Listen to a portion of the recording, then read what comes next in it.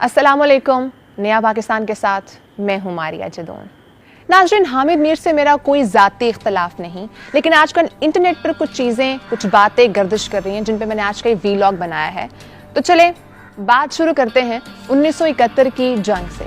1971 की जंग में हिंदुस्तान का ख़ास हथियार वो प्रोपेगेंडा था जिसके ज़रिए झूठी कहानियाँ फैलाकर पाक फ़ौज की ईस्टर्न कमांड की किरदार कुशी की जा रही थी। ऐसे में कुछ सहाफ़ी वो भी थे जो हिंदुस्तान के उन झूठे प्रोपेगेंडों का मुंह तोड़ जवाब दे रहे थे।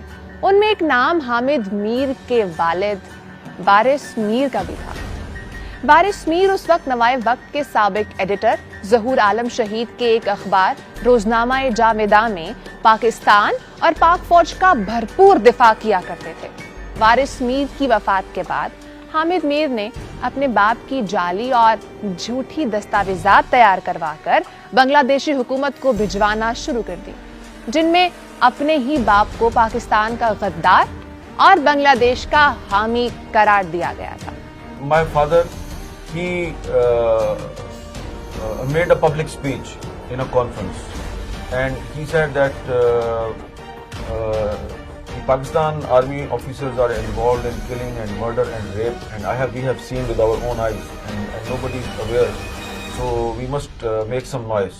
नाज़रीन, ये दुनिया का असूल है कि औलाद को अपने बाप पर फख्र होता है, और बाप के दुनिया से रुखसत होने के बाद औलाद अपने बाप की नेक नामी का बायस बनती है। लेकिन हामिद मीर दुनिया के वो वाहिद बेटे थे जिन्होंने अपनी ज़ाती फ़ायदे के लिए अपने बाप के मरने के बाद ना सिर्फ उनको गद्दार करार दिलवाया, बल्कि उनकी गद्दारी पर बांग्लादेश की वज़ीर आज़म हसीना वाजिद की हुकूमत से अवार्ड भी लिया। I am very happy to become part of this ceremony. ये सब तो एक आगाज था। हामिद मीर वो शख्स हैं जो बांग्लादेश के सरकारी मीडिया चैनल्स पर तवातुर के साथ ये प्रोपेगेंडा करते नजर आए कि हसीना वाजिद की हुकूमत उन तमाम जमाते इस्लामी के लोगों को फांसी देना शुरू कर दे जिन्होंने 1971 की जंग में पाकिस्तान का साथ दिया था। 1971 genocide was not committed only by some Bangladeshis who were left in. Of course not. There are some Pakistanis also. Of course. That's why you must set an example of a fair and free trial, so that we in Pakistan should also make a demand that they should the be Pakistan tried. army officers Should be tried. who were responsible for the genocide should also be tried. Hamid Mir की खुशी उस वक्त दीदनी थी जब हसीना वाजिद की हुकूमत ने झूठे मुकदमात बनाकर 70 साल के बूढ़े बुजुर्गों को फांसी पर लटकाना शुरू किया। नाज़रीन, हामिद मीर का सस्पिशियस किरदार पिछले 10 साल में काफ़ी आया रहा। पाकिस्तान में कुछ लोगों का ख्याल था कि हामिद मीर CIA और अलकायदा के लिए एक टाउट की हैसियत से काम कर रहे हैं। यही वजह है कि यहाँ निहायत हैरत की बात यह भी है कि 9/11 के बाद हामिद मीर एक तरफ उसामा बिन लादेन से मुलाकात कर रहे हैं, तो दूसरी तरफ हामिद मीर की रसाई जॉन केरी और हिलरी क्लिंटन तक थी। I want to tell you, at least my mother-in-law is very nice. 2009 और 2014 के दरमियान जब पाकिस्तान में खवारिजीन और मजहबी बागियों की दहशतगर्दी अरूज पर थी, तब हामिद मीर की कुछ ऐसी कॉल्स भी पकड़ी गईं जिनमें वो उन खारजी दहशतगर्दों को पाक फौज की नकलो हरकत के बारे में खुफिया मालूमात दिया करते थे। तो अभी ये क्या कहते हैं, औरंगजेब का ऑपरेशन इन्होंने बंद करना या नहीं? नहीं, वो कहते हैं जी बंद नहीं करना, तो हम शुमाली वजीरिस्तान में भी चढ़ाई करेंगे और 40,000 फौज जो है वो रवाना हो जाएगी 1-2 दिन। अच्छा, शुमाली वजीरिस्तान के लिए। आप में से अक्सर लोगों को पाकिस्तान एयरफोर्स के officer squadron leader Khalid Khwaja का नाम तो याद होगा। खालिद ख्वाजा की मुखबरी करके उनको TTP के ख्वारिजीन से शहीद करवाने का काम भी हामिद मीर ने किया। कोई रिपोर्ट है खालिद ख्वाजा वगैरह की? वो कहते हैं कि खालिद ख्वाजा साहब जो है वो कोई आजम अफरीदी है, कोई दर्रा फैलना। अच्छा, तारिक अफरीदी उसके पास। हाँ।